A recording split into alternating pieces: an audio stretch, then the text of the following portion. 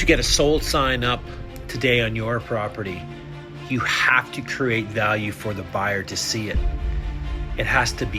Price has to be matched to this market today. Showed that property to my buyer client, which is a first-time buyer. We viewed the property at 2:30 yesterday. A little recap about it. On the market since February of 2025, and I believe it was $789, with a few decreases to $739, $699, etc. But let's talk about the $739 price point. They had two offers, I noticed. So I ended up reaching out to the agent going, what happened?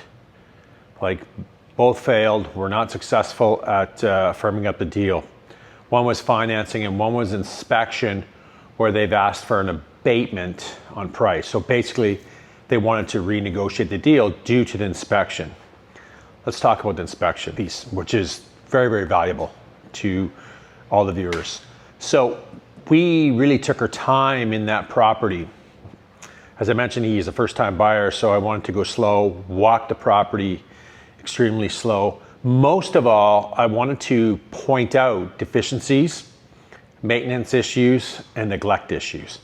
And let me tell you, there were many. This home was in considerably rough shape from the get-go. Rear yard was kind of a sloping yard on a hill, very shallow backyard with a large deck that needed to be replaced. So very minimal backyard in a sense. The layout, can't say it any nicer than this, but it sucked. It was a bungalow, which I really encourage people not to go after those properties. They are extremely hard to sell down the road.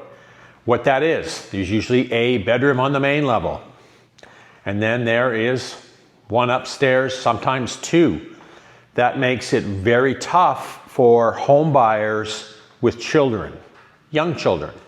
They want to be very close to mom and dad. So that rules out that audience.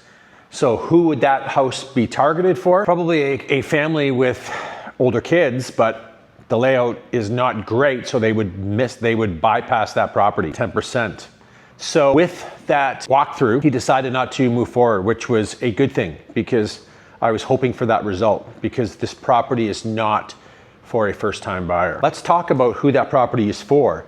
We know where the price points were. We know that it had several reductions. We know that it's been on the market for 16 months, and then they reduced it to $599. So the buyer who was looking at it in the sevens was probably not a first-time buyer, probably someone possibly maybe trading up, or could be a downsizer, but definitely not a first-time buyer. That $599 price point attracts a first-time buyer automatically, because they go, holy cow, I can get a detached for $599. And they were not holding off on offers, so they race in. So a first-time buyer doesn't have experience, gets frightened easy, can't get their head around a inspection report that is very, very large and can be very costly due to the deficiencies that we've pointed out, and I'm sure there's many, many more. The maintenance on this property was terrible. So it did end up selling for, well, we don't know what it sold for, sorry. It has had 3 offers and sold conditionally. So 9 times out of 10, there was an inspection clause and definitely a financing clause on that property. Your next question is probably going to be, wow, is the market picking up with 3 offers? No, it is not. It is not picking up. That property was reduced at below market value. I do still believe that, but there is a sizable investment that is needed to get that property up to standard, and I mean very sizable. When we went through the lower level, we noticed a wall that wasn't finished. It was partly finished in the basement, and we noticed that the insulation was wet. So sure enough, we know there's some kind of water seepage coming through, probably a foundation crack. But anyway, you get a different demographic and a different income level looking at that $599 price point. And that's why there was 3 offers on that property. With the failed attempts, with massive days on market, with 16, 17 months on the market, the sellers finally figured out who the right buyer is for. And this is really important when you're going to list your home. Who is the right buyer? Who are we catering to? Are we priced properly? Is presentation up to standard? You gotta ask yourself all these questions. And that property was in neglect. There was nothing improvement about it.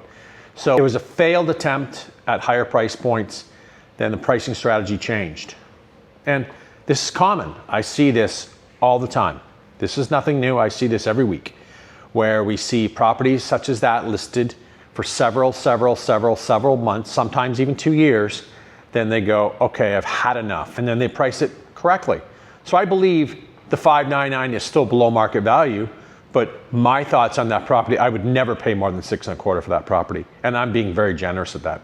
And then if the home inspection, which they have one on there, the purchaser, if it was very deficiencies that I pointed out to my buyer, I'm going to try to renegotiate the deal. And so that seller is not successful yet. There is a big possibility that that property could be coming back on the market, or the buyer renegotiating the deal due to the inspection. So just keep that in mind. I really encourage sellers to really revisit data. Okay? This is a data-driven market. Okay? I'm going to tell you right now, buyers know what's going on. Buyers are holding the cards. They know what they're going to pay and what they want to pay, and they have history. So it's so important that property, not just that property, any property is priced properly from the get-go. Buyers today are using apps such as House-Stigma. House-Stigma gives full history, gives conditionally solds, and provides the buyer with sold data, which I think this is great, and being transparent from the get-go is great. I wish our real estate boards would provide that to the general public, but they don't. So buyers are assessing neighborhoods ahead of time and looking at solds before they're going and viewing properties. Yes, they're coming to us for guidance and, is this property priced properly? What do you think?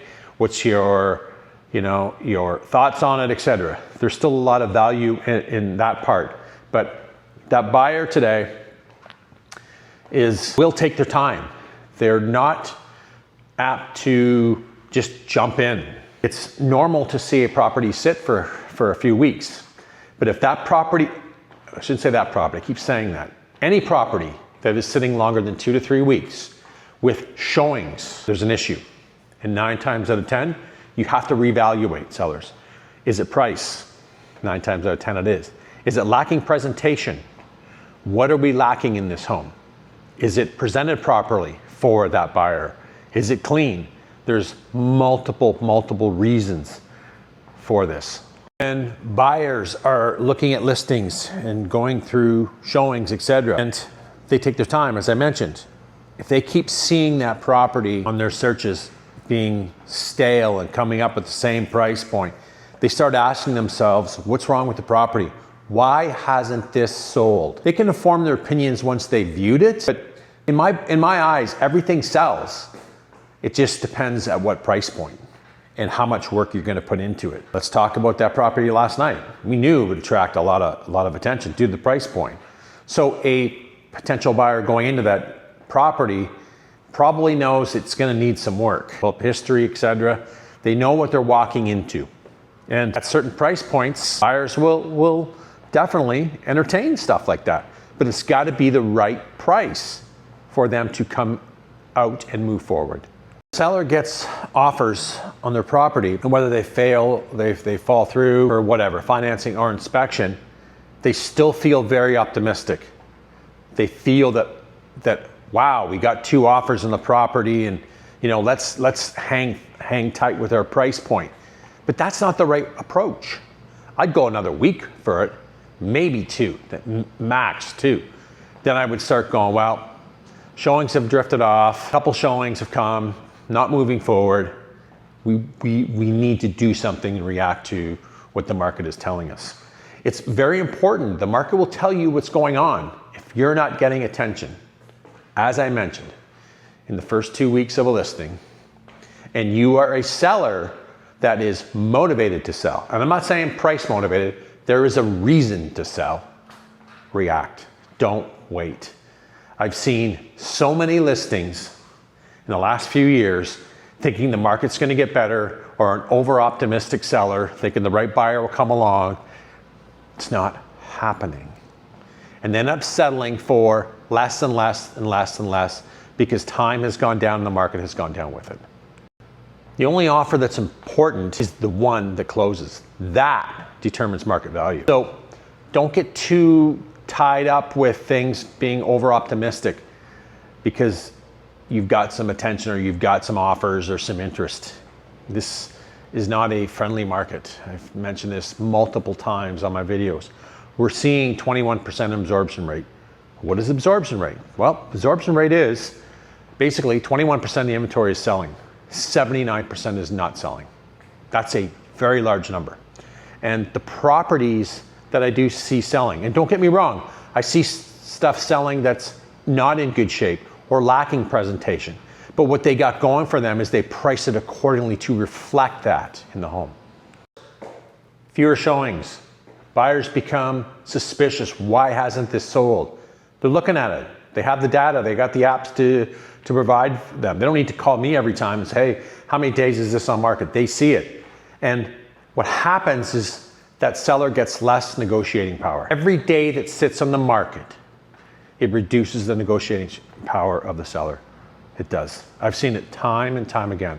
I've done a few deals this year where I've gone in, lower because it warranted it, and I gauged it from days on market.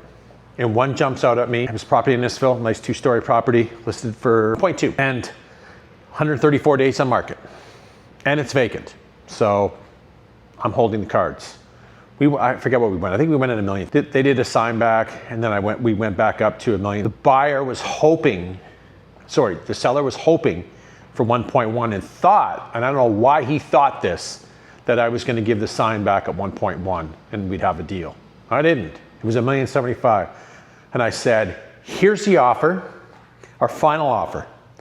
We're not going any higher for this property. And I backed it up with data. And I believe at that price point in Innisfil, there was about 6% of the total inventory in that price range was selling. That's not good. 94% wasn't. So again, know your market, know the data, know the price points, what's going on, because it's ammo. So I said, that's the number, like I mentioned. Long story short, they took it. And I knew they would take it. I knew. My buyers don't got to go up another 25 grand to appease this. That property's vacant. It's costing someone money to sit there. And they've tested that market. Where do I say look at active listings? As for minimal guidance. Look at listings like that. That seller has tried 135 days in the market. Not successful. So if you have the same property as them with similar presentation upgrades, why would you go at their price or even go 25K lower?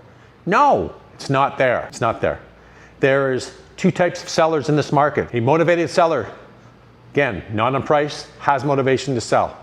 There's a reason to sell.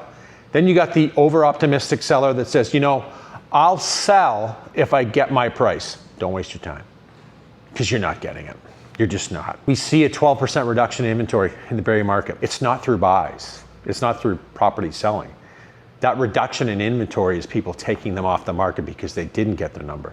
And trust me, there's about 70% of listings on the market I fully believe are overpriced today.